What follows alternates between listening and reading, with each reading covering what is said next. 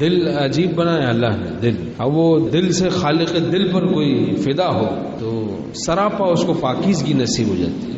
دل سے کوئی محبت جب کرتا ہے اپنے مالک و پروردگار سے تو سراپا پاکیزگی اس کو نصیب ہوتی ہے. سر سے پاؤں تک پاک صاف ہو جاتا ہے. آنکھ بھی پاک ہو جاتی ہے، اس کی کان بھی پاک ہو جاتی ہے، اس کی زبان بھی پاک ہو جاتی ہے، اس کے ہاتھ پاؤں بھی پاک ہو جاتے ہیں، اس کی روح بھی پاک ہو جاتی ہے، اس کا نفس بھی پاک ہو جاتا ہے، نفس مطمئنہ بن جاتا ہے، اس کا جسم بھی پاک ہو جاتا ہے. ایسا نہیں ہے کہ کوئی آدمی جس کا دل پاک ہے اس کا جسم ناپاک کام کر رہا ہے، یعنی نامحرموں کو چھو رہا ہے اور اس کا دل پاک ہے. ایسا نہیں. اگر جسم ناپاک کام کر رہا ہوگا تو دل بھی ناپاک ہو جائے گا. آنکھ بد نظری کر رہی ہوگی، دل ناپاک ہوگا. جتنے دعوے جھوٹے ہیں، آنکھ ناپاک ہے اور دل پاک ہے، دعوے سارے جھوٹے ہیں، باتیں بنانے کی باتیں.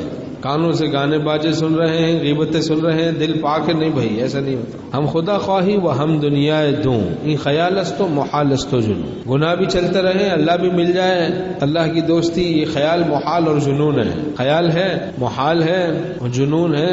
ایسا نہیں ہوتا، بلکہ شریعت اور سنت پر چلتا ہے آدمی، پھر اللہ ملتا ہے اس کو.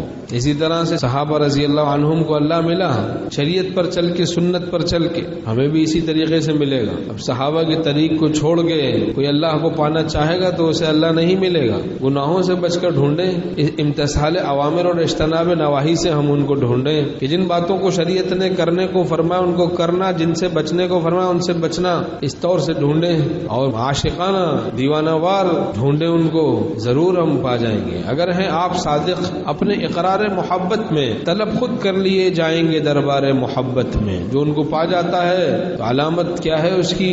ان کو پانے کی گناہوں سے بچنے کا اہتمام اس کو نصیب ہو جاتا ہے. وہ ناپاک کاموں سے، گناہوں کے کاموں سے پاک ہو جاتا ہے. ورنہ جو گناہوں میں پڑے ہوئے وہ دعوے ہیں خدا کی ولایت اور دوستی کے، وہ سب جھوٹے دعوے ہیں، جھوٹے دعوے.